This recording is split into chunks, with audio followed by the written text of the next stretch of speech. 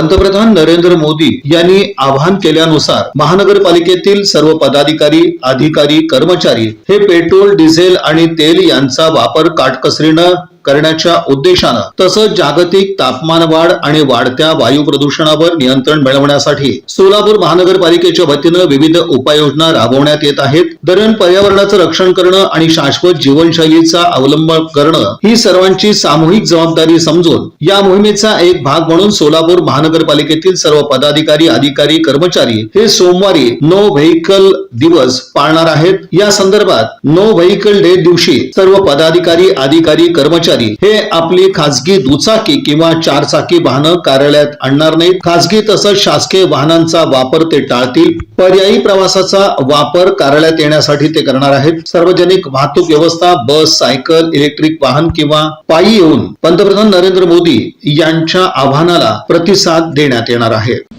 या बातमीपत्राचे प्रमुख प्रायोजक प्लॅटिनम मॉल इंद्रधनु सोलापूर. सोलापुरातील सर्वात प्रतिष्ठित इंद्रधनु सोसायटीचा नवीन भव्य कमर्शियल प्रोजेक्ट आता रेल्वे स्टेशनच्या अगदी शेजारी शहराच्या मध्यवर्ती ठिकाणी.